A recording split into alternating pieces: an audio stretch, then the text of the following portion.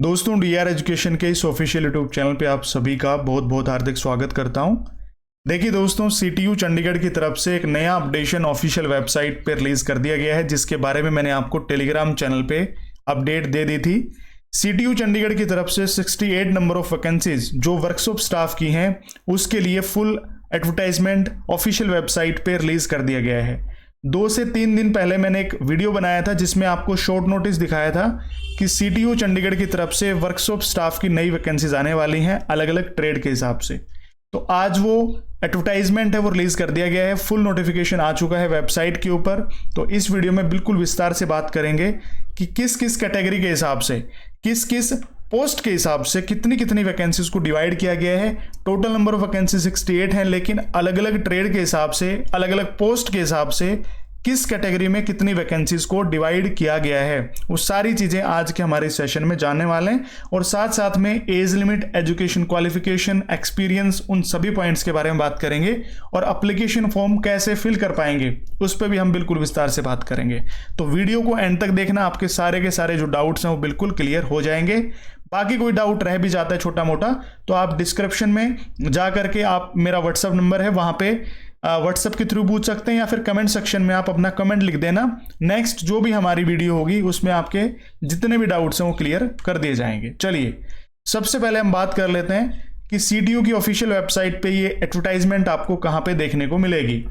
तो ये वेबसाइट है जो सीटीयू की ऑफिशियल वेबसाइट है, csdctu.gov.in। इस पे आप विजिट करेंगे तो ये होम पेज आपको दिख जाएगा। यहाँ पे रिक्रूटमेंट्स वाले सेक्शन पे आप जाएंगे तो रिक्रूटमेंट में सबसे ऊपर ही ऊपर आपको दिख जाएगा रिक्रूटमेंट फॉर वर्कशॉप स्टाफ। इस पे आपको क्लिक कर देना है। जैसे ही क्लिक करेंगे उसके बाद यहाँ पे लिखा हुआ मिलेगा आपको click here to apply online, इसके ऊपर आपको क्लिक कर देना है। जैसे ही क्लिक करेंगे तो एक नई वेबसाइट आपको दिखनी शुरू हो जाएगी, एक नया इंटरफेस आपके सामने आ जाएगा। जो नई वेबसाइट डिजाइन की गई है CTU 24 के नाम से, आप देख लेना। ये ऑफिशियल वेबसाइट का लिंक आपको इस वीडियो के डिस्क्रिप्शन में मिल जाएगा। सारे जो लिंक्स हैं मैं डिस्क्रिप्शन में दे देता हूं, तो आपको टेंशन लेने की जरूरत नहीं है, डायरेक्ट आप ऑफिशियल वेबसाइट पे विजिट कर पाएंगे। तो जब तक ये वर्कशॉप स्टाफ की वैकेंसीज या ये भर्ती पूरी नहीं हो जाती, आपको इसी ऑफिशियल वेबसाइट पे विजिट करना पड़ेगा। चाहे आप एप्लीकेशन फॉर्म फिल करें, दोबारा से अपनी प्रोफाइल पे विजिट करें, या कोई एडमिट कार्ड डाउनलोड करें, इसी वेबसाइट पे आपको विजिट करना पड़ेगा जब तक ये भर्ती पूरी नहीं हो जाती। तो यहाँ पे आप देख पाएंगे 2 अलग अलग जो आप कह सकते हैं लिंक है वो दिए हुए हैं। एक तो पब्लिक नोटिस का है और दूसरा है how to apply. Public notice पे जैसे आप क्लिक करेंगे, क्लिक करते ही आपके पास जो फुल नोटिफिकेशन है वो आपके सामने निकल करके आ जाएगा। ये फुल नोटिफिकेशन है 14 पेज का, आप इसको पढ़ पाएंगे अच्छे से, जिसके बारे में हम बिल्कुल विस्तार से अभी बात करने वाले हैं कि इस नोटिफिकेशन में क्या कुछ दिया गया है आपकी वैकेंसीज के बारे में। ठीक है भाई। इसके अलावा अगर हाउ टू अप्लाई पे क्लिक करेंगे तो एक ऐसी PDF आपके सामने निकल करके आ जाएगी जिसमें बताया गया है कैसे आपको एप्लीकेशन फॉर्म फिल करना है। राइट। उसके बाद देखिए, अगर हम बात कर लेते हैं फुल नोटिफिकेशन के बारे में, तो मैंने दूसरे पेज पे, जैसे कि यहाँ पे मैं पेन चला सकता हूँ ना, तो इसलिए मैंने ये PDF पहले से ही ओपन कर रखी है। तो इस पे हम बिल्कुल डिटेल से चर्चा कर लेते हैं कि क्या कुछ इस नोटिफिकेशन के अंदर बताया गया है। चंडीगढ़ एडमिनिस्ट्रेशन के अंदर ये वैकेंसीज आई हैं, मतलब CTU चंडीगढ़ एडमिनिस्ट्रेशन के अंदर ही आता है।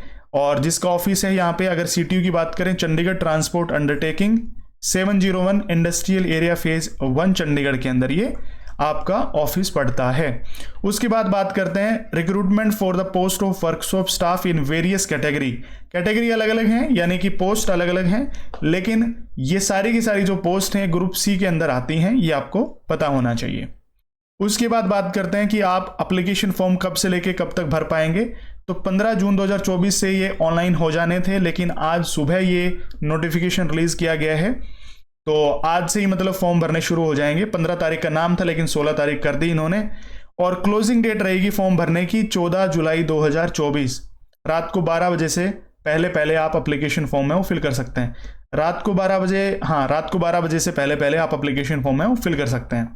इसके अलावा last date for submission of fees क्या रहेगी।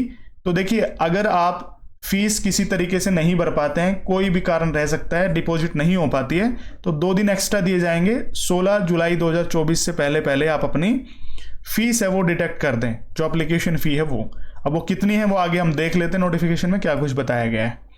चलिए जी, उसके बाद बात करते हैं हमारे लास्ट डेट तो यहाँ पे बता रखी है, ये वेबसाइट है जिस पे आपको एप्लीकेशन फॉर्म फिल करना है।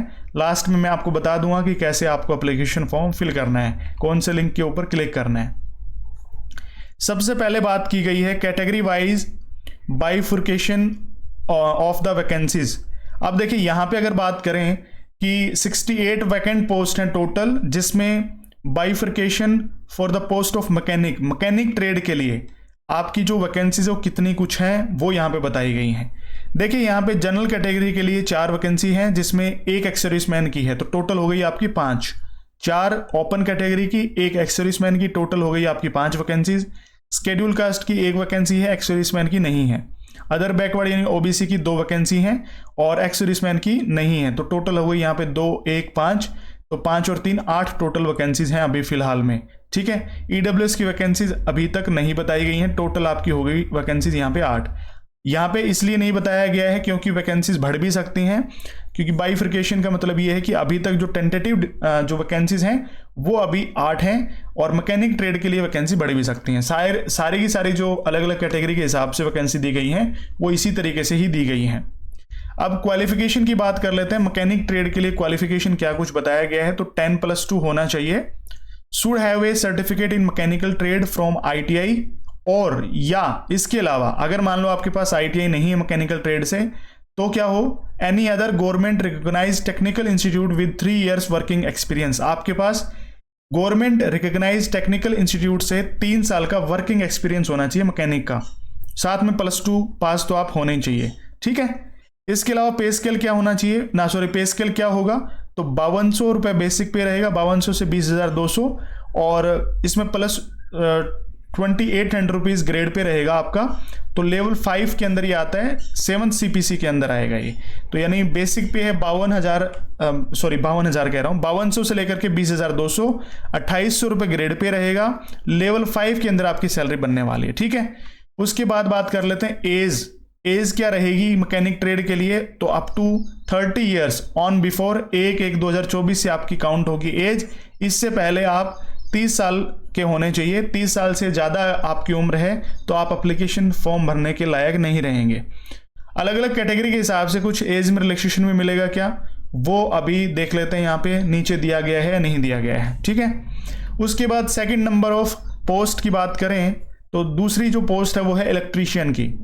ठीक है, दूसरी पोस्ट है इलेक्ट्रीशियन की, जिसमें जनरल की 3 वैकेंसी हैं, एक्स सर्विसमैन की नहीं है, शेड्यूल कास्ट की भी अभी नहीं दी गई है, ओबीसी की 1 वैकेंसी है। तो टोटल अभी फिलहाल में 4 वैकेंसी बताई गई हैं, 3 जनरल की हैं और 1 ओबीसी की है। ठीक है, इसमें क्वालिफिकेशन में क्या कुछ बताया गया है, तो इलेक्ट्रीशियन के लिए क्वालिफिकेशन मैट्रिक पास आप होने चाहिए, ITI आपने कर रखी हो, should have a certificate from ITI, और या इसके अलावा क्या होना चाहिए, any other government recognized technical institute in electrician trade with 3 year experience. आपके पास किसी गवर्नमेंट रिकॉग्नाइज्ड टेक्निकल इंस्टीट्यूट से 3 साल का अनुभव होना चाहिए इलेक्ट्रीशियन ट्रेड के अंदर, और या इसके अलावा क्या हो सकता है, with 5 year working experience in case of trade wherever on certificate course are available. अगर मान लो आपके पास सर्टिफिकेट कोर्स है कोई, तो 5 साल का आपके पास वर्किंग एक्सपीरियंस हो जो दी गई ट्रेड है उसके अंदर, यानी इलेक्ट्रीशियन के अंदर। तो ये तीनों चीजें अलग अलग आपके पास अगर कोई भी इनमें से एक है, साथ में 10th पास आप हैं, तो एप्लीकेशन फॉर्म फिल कर पाएंगे इलेक्ट्रीशियन ट्रेड के लिए। और ग्रेड पे वही है सेम जो ऊपर जो मैकेनिक पोस्ट के लिए दी गई थी वही सेम है। ठीक है, उसके बाद यहाँ पे बताया गया है आपकी एज लिमिट, तो अप टू 28 years 28 साल तक के कैंडिडेट्स फॉर्म फिल कर पाएंगे। एज काउंट होगी आपकी 1 जनवरी 2024 से। तीसरी जो पोस्ट है, तीसरी जो कैटेगरी है वो है कारपेंटर की, जिसमें टोटल नंबर ऑफ पोस्ट है 5, जिसमें 4 वैकेंसी जो हैं वो जनरल की हैं, 1 ओबीसी की है, बाकी नहीं दे रखी अभी फिलहाल में। तो ये आपकी 5 वैकेंसी हैं। और इसके अंदर जो कारपेंटर पोस्ट है जो, उसके लिए क्या क्वालिफिकेशन दी गई है, तो मैट्रिक पास आप होने चाहिए, ITI आपने कर रखी हो जो दी गई ट्रेड है उसके अंदर, या फिर क्या हो सकता है, any other government recognize technical institute से कारपेंटर ट्रेड के अंदर 3 साल का आपके पास अनुभव हो, या फिर 5 साल का वर्किंग एक्सपीरियंस हो in case of trade where on certificate course are available. जहां पे सर्टिफिकेट कोर्स अवेलेबल है वहां पे 5 साल का आपके पास अनुभव होना चाहिए, तभी आप एप्लीकेशन फॉर्म फिल कर पाएंगे। साथ में 10th आपके पास हो, ये जरूरी है। ठीक है, पे स्केल वहीं सेम है, पे स्केल सभी में ऑलमोस्ट सेम है क्योंकि ग्रुप सी के अंदर वैकेंसी है और इकट्ठी आई है 68 वैकेंसी। ठीक है, उसके बाद एज लिमिट इसमें 28 ईयर्स है और काउंट कब से होगी, 1 जनवरी 2024 से। नेक्स्ट आपकी जो 4 नंबर पे वैकेंसी आई है वो किसकी है, वेल्डर की। ठीक है, इसमें एक ही वैकेंसी है जो जनरल कैटेगरी के लिए है। ठीक है, बाकी नहीं दे रखी है यहाँ पे। इसके लिए क्वालिफिकेशन क्या रहेगा, मैट्रिक पास आप हों और दी गई ट्रेड में ITI आपने कर रखी हो, 3 साल का अनुभव होना चाहिए गवर्नमेंट रिकॉग्नाइज टेक्निकल इंस्टीट्यूट से, या फिर वहीं 5 साल का अनुभव हो आपका। ठीक है, दी गई ट्रेड के अंदर अगर आपकी सर्टिफिकेट कोर्स अवेलेबल है तो। ठीक है, इसके अलावा वेल्डर की पोस्ट की बात करते हैं 5 नंबर पे। अच्छा, ये तो सॉरी वेल्डर तो बता ही रहा हूं ना मैं। तो इसके लिए जो आपका ग्रेड पे बताया गया है वो सेम है, इसमें कोई डिफरेंस नहीं है। जो ऊपर बताए गए थे सभी पोस्ट के लिए वही है फिलहाल में। एज लिमिट देख लीजिए, एज वही है 28 ईयर्स और काउंट कब से होगी, 1 जनवरी 2024 से।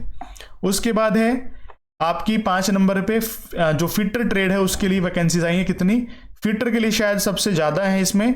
अगर आप देखेंगे तो जनरल कैटेगरी के लिए 15 वैकेंसी हैं, एक्स-सर्विसमैन के लिए, एक्स-सर्विसमैन जनरल के लिए 2 वैकेंसी हैं, टोटल हो गई आपकी 17। शेड्यूल कास्ट के लिए 5 वैकेंसी हैं, एक्स-सर्विसमैन की नहीं है, टोटल हो गई 5। OBC के लिए 8 वैकेंसी हैं और एक्स-सर्विसमैन की नहीं है, टोटल हो गई 8। इसके अलावा EWS की नहीं दे रखी है, EWS की दे रखी है 3 वैकेंसी है। EWS की 3 वैकेंसी दे रखी है टोटल, 0 नहीं है, 03 है ये। ठीक है, जैसे यहाँ पे 08 बता रखी है ना, ऐसे 03 है ये। तो आपकी टोटल कितनी वैकेंसी हो गई, 17 और 5 22, 22 और 8 30, 30 और 3 33 हो गई टोटल वैकेंसीज अभी फिलहाल में जो दे रखी हैं वो। ठीक है, 33 वैकेंसीज। क्वालिफिकेशन की बात करते तो मैट्रिक होनी चाहिए, साथ में मैट्रिक पास यानी 10th पास आप हों, ITI आपने कर रखी हो रिलेवेंट ट्रेड के अंदर, या फिर आपके पास, ठीक है, या फिर गवर्नमेंट रिकॉग्नाइज टेक्निकल इंस्टीट्यूट से जो फिटर की ट्रेड है उससे 3 साल का अनुभव आपके पास होना चाहिए। और वहीं इसके अलावा क्या होना चाहिए, 5 साल का आपके पास वर्किंग एक्सपीरियंस होना चाहिए रिलेवेंट ट्रेड के अंदर, अगर आपके पास सर्टिफिकेट कोर्स अवेलेबल है तो। इसके अलावा पे स्केल वही सेम रहने वाला है और एज रहेगी आपकी 28 ईयर्स। 1 जनवरी 2024 से आपकी एज है वो काउंट होने वाली है। और देखिए जो एज रिलैक्सेशन है वो आगे शायद बताया हुआ होगा, तो उसके बारे में बताऊंगा कि किस कैटेगरी में क्या एज में छूट मिलने वाली है अपर एज के अंदर।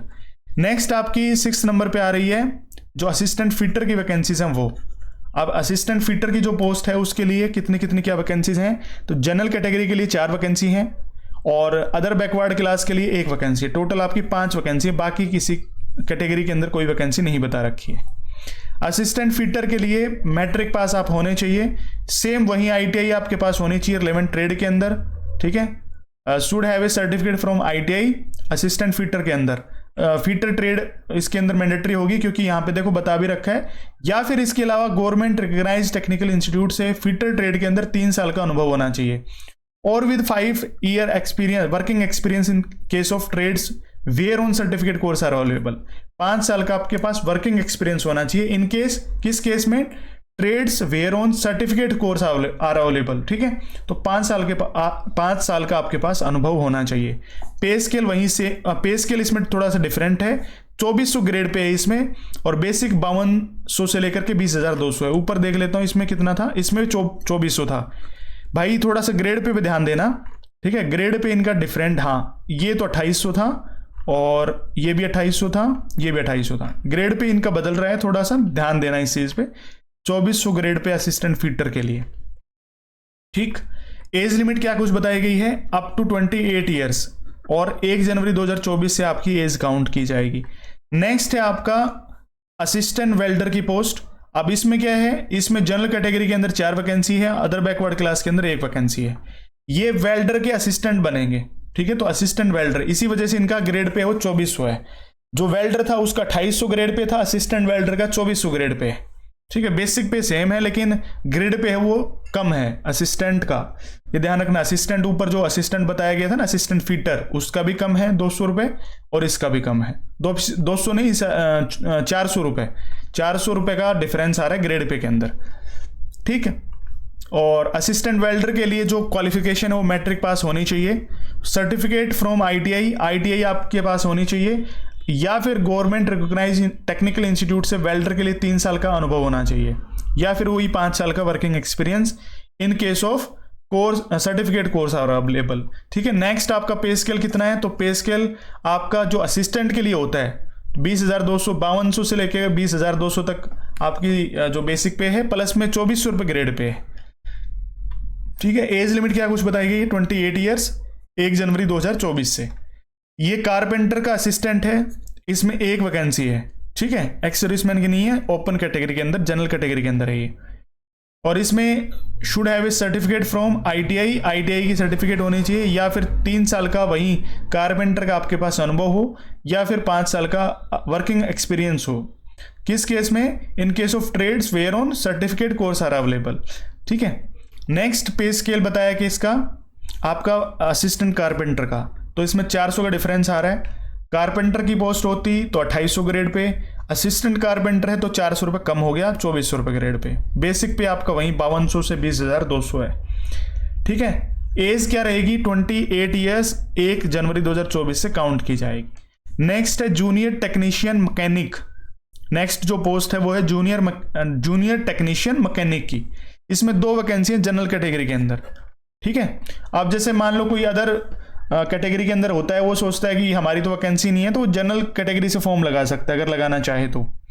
ठीक है, नेक्स्ट है qualification for the post of junior technician mechanic, तो नेक्स्ट जो नहीं है वही जो पोस्ट है उसकी क्वालिफिकेशन है ये, मैट्रिक पास आप होने चाहिए रिकॉग्नाइज इंस्टीट्यूशन से, साथ में should possess certificate of mechanic motor vehicle, आपके उस मोटर व्हीकल के अंदर मैकेनिक की सर्टिफिकेट होनी चाहिए। Trade from A ITI industrial training institute और इट्स इक्विवेलेंट।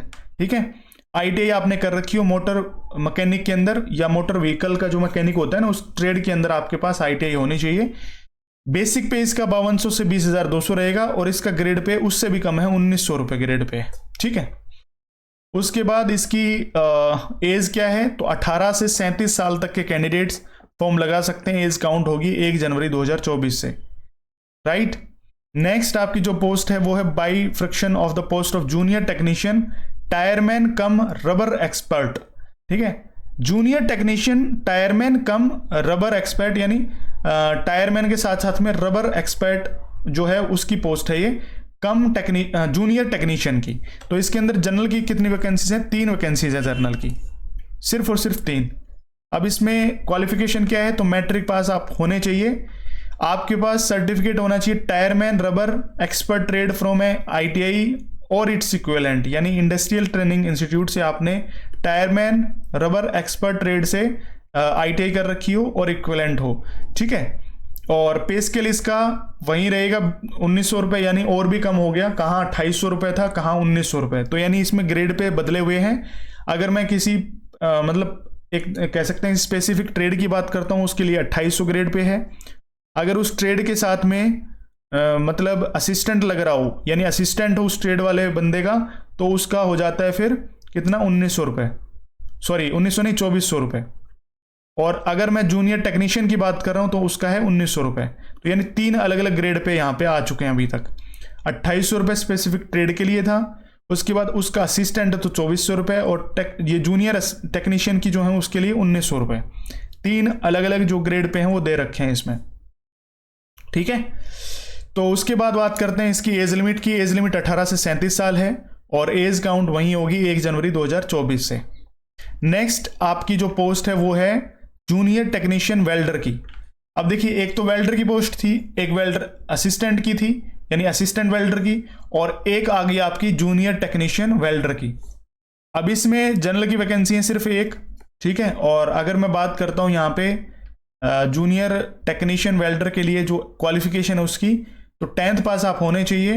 वेल्डर गैस या इलेक्ट्रिक से आपने आईटीआई कर रखी हो, और पे स्केल इसका रहेगा 20,200 बेसिक है और 1900 रुपये ग्रेड पे है। लेवल 4 के अंदर आ जाता है ये, ठीक। और एज लिमिट इसमें 18 से 37 साल बताई गई है, एज वहीं काउंट होगी 1 जनवरी 2024 से। ये आपकी जितनी भी पोस्ट थी ना अलग अलग कैटेगरी के हिसाब से आपको बता दिया है, ठीक है। और कितनी कितनी total number of vacancies divide की गई हैं वो भी आपको बता दिया है। सिलेबस पे बात कर लेते हैं, सिलेबस क्या रहेगा रिटन एग्जामिनेशन का। देखिए, there will be one paper having 2 parts और of 2 hours duration carrying 100 multiple choice questions. 2 part में आपका पेपर डिवाइड रहेगा, 2 घंटे का आपको टाइम मिलेगा। पेपर एक ही रहेगा लेकिन वो पार्ट 2 रहेंगे उसके, ठीक है। एक तो आपका कॉमन पार्ट रहेगा, एक आपके ट्रेड के हिसाब से पार्ट रहेगा। 100 मल्टीपल चॉइस यानी एमसीक्यू टाइप क्वेश्चंस रहेंगे आपके। पार्ट फर्स्ट के अंदर क्या क्या पूछा जाएगा, तो न्यूमेरिकल एबिलिटी 20 क्वेश्चंस आएंगे इसके। उसके बाद इंग्लिश के 10 क्वेश्चंस आएंगे, 10th लेवल तक की इंग्लिश आएगी। जनरल नॉलेज आएगी 10 नंबर की और कंप्यूटर आएगा 10 नंबर का।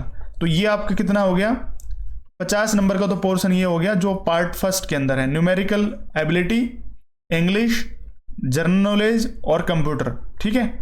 20, 10, 10 और 10, ये तो हो गया आपका 50 नंबर का फर्स्ट पार्ट। सेकंड जो पार्ट है उसके अंदर आपकी जो ट्रेड है उसके हिसाब से क्वेश्चन बनेंगे, वो बनेंगे 50 क्वेश्चन। तो यानी 50 क्वेश्चन जो है वो पार्ट फर्स्ट के अंदर होंगे, ठीक है। और 50 जो क्वेश्चन है वो आपके रहेंगे पार्ट सेकंड के अंदर। 2 पार्ट रहेंगे, टोटल नंबर क्वेश्चन रहेंगे 100, ठीक। सेंटर ऑफ एग्जामिनेशन क्या रहेगा, the written examination shall be held at Chandigarh depending on the number of application receiving. However, in case of application exceeding the examination center's capacity, then it can also be held in Panchkula. ये बता रखा है, जैसे मान लो application form के ऊपर depend करेगा कि भाई कितने नंबर ऑफ फॉर्म्स हैं वो भरे जाते हैं, कितने एप्लीकेशंस रिसीव होते हैं।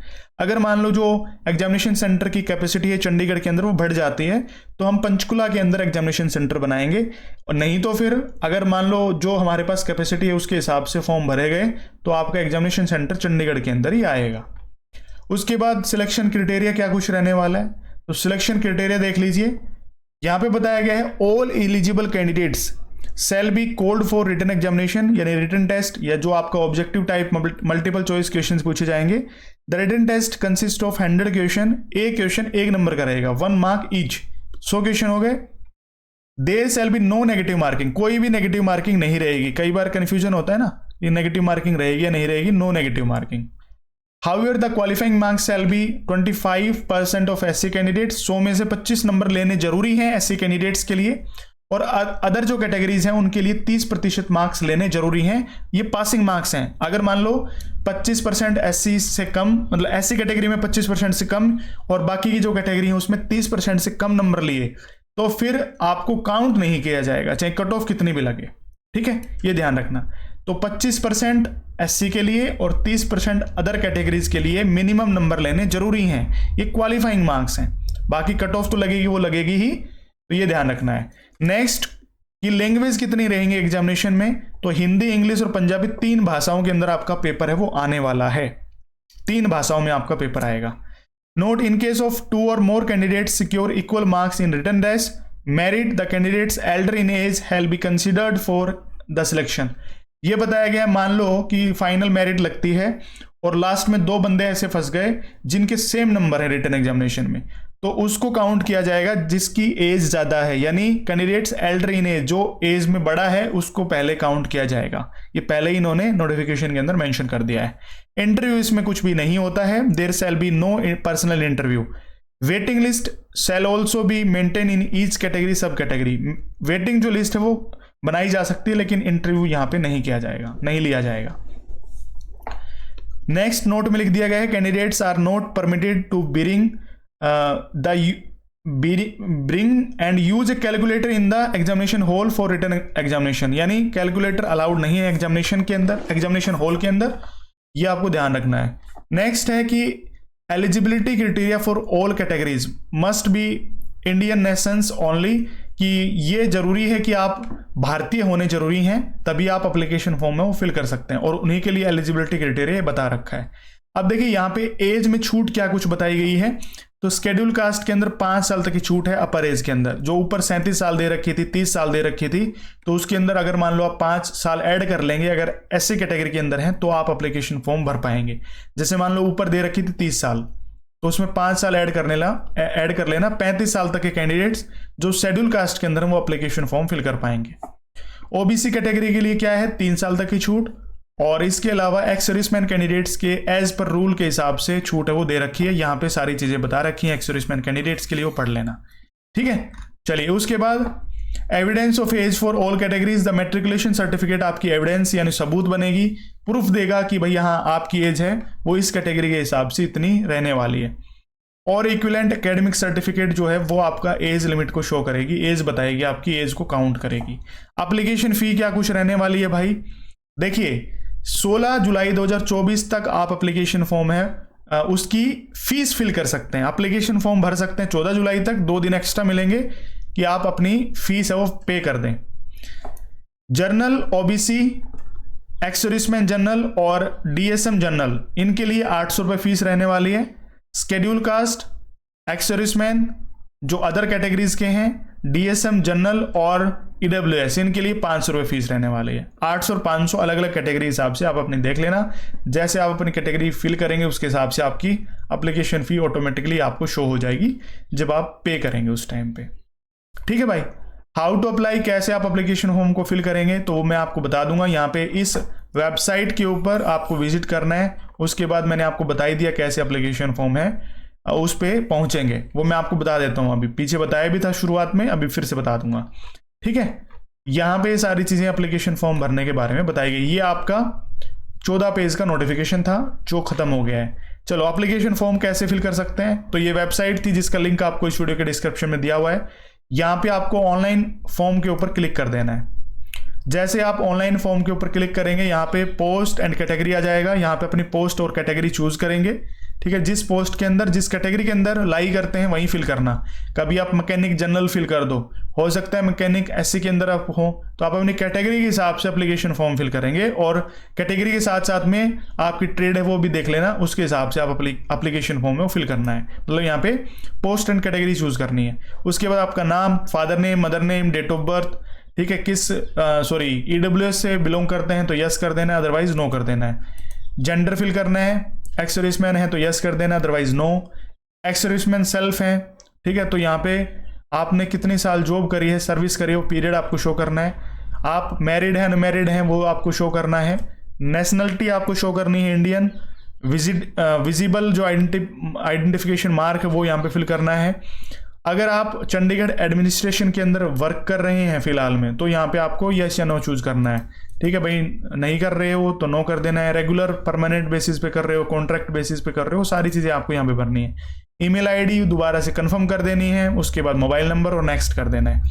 जैसे ये सारी चीजें भर देंगे उसके बाद आपके पास आपका जो एप्लीकेशन नंबर है वो रिसीव हो जाएगा आपके मोबाइल नंबर के ऊपर या ईमेल आईडी के ऊपर। वो संभाल के रखना, क्योंकि आगे वही काम आएगा। बच्चे खो देते हैं, फिर बाद में एडमिट कार्ड निकालने के टाइम पे उनको दिक्कत आती है। ठीक है, तो ऐसे आप अपना एप्लीकेशन फॉर्म फिल कर पाएंगे। बाकी जैसे कंटिन्यू करते जाएंगे आपका एप्लीकेशन फॉर्म फिल होता जाएगा। ठीक है, और फिर उसके बाद आपकी कट जाएगी फीस और फिर आपका फॉर्म हो जाएगा सबमिट। ठीक है, फोटो वगैरह, सिग्नेचर वगैरह बिल्कुल क्लियर होना चाहिए, धुंधले नहीं होना चाहिए, जिसकी वजह से आपका फॉर्म रिजेक्ट ना हो। ठीक है, इन सभी चीजों का आपको ध्यान रखना है। राइट, तो ऐसे आप अपना एप्लीकेशन फॉर्म फिल कर सकते हैं। कोई दिक्कत आए तो आप कमेंट सेक्शन के अंदर लिख देना, मैं एक सेपरेट वीडियो बना दूंगा। किसी का भाई का एप्लीकेशन फॉर्म भरते हुए आपके सामने एक वीडियो प्रोड्यूस कर दूंगा, जिससे आपको अंदाजा लग जाएगा, आपको फॉर्म भरना आ जाएगा। ठीक है, ढंग से फॉर्म भरना, गलती मत करना। कई बार क्या होता है, बहुत सारे ऐसे कैंडिडेट्स हैं जिनके मेरे पास मैसेज आते रहते हैं और वो बहुत ज़्यादा मिस्टेक कर देते हैं, और फिर वही बात है, करेक्शन हो नहीं पाता, फिर आपको दिक्कत आती है। ये ध्यान रखना है। हालांकि मौका देता है, ठीक है, लिंक एक्टिवेट होता है इनकी तरफ से करेक्शन का, लेकिन फिर भी आप गलती क्यों करें, क्योंकि लिंक दोबारा से एक्टिवेट होगा, हो सकता है उसकी कोई करेक्शन फी हो, आपको अलग से चार्ज करनी पड़े, तो इसलिए उस झमेले में आपको पड़ना ही नहीं है। ठीक है भाई, तो इस वीडियो में यही अपडेशन थी आप सभी के लिए, यही वैकेंसीज थी, सारी चीजें मैंने आपको बता दी बिल्कुल डिटेल से। वीडियो हो सकता है थोड़ी बड़ी हो गई हो, लेकिन क्लियर आपके सारे के सारे पॉइंट हो गए होंगे। चलिए मिलते हैं हमारे नेक्स्ट सेशन में। वीडियो आपको अच्छी लगी, वीडियो को लाइक करना, सभी दोस्तों के पास शेयर करना, चैनल पर पहली बार विजिट कर रहे हैं चैनल को भी जरूर सब्सक्राइब कर लेना। चलिए, वीडियो देखने के लिए बहुत बहुत धन्यवाद। आपका दिन शुभ हो।